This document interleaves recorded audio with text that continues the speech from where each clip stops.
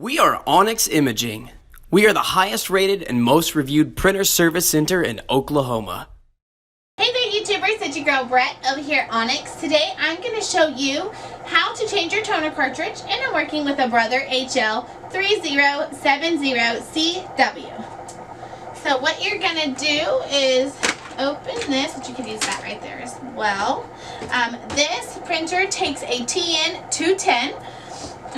So go ahead and just pull out your drum and toner.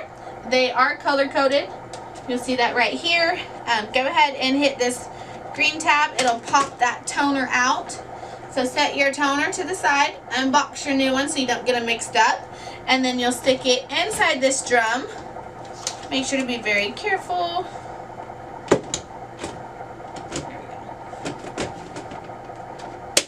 Once you hear it click, then you know it's locked in there, and then you just take this and follow the guides, stick it in the printer, then you should be good to go.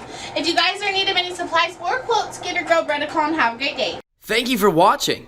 If you're interested in how you can receive free labor on all of your service calls, as well as how to qualify for free printer upgrades, contact us today. We are here for all of your printer and office supply needs.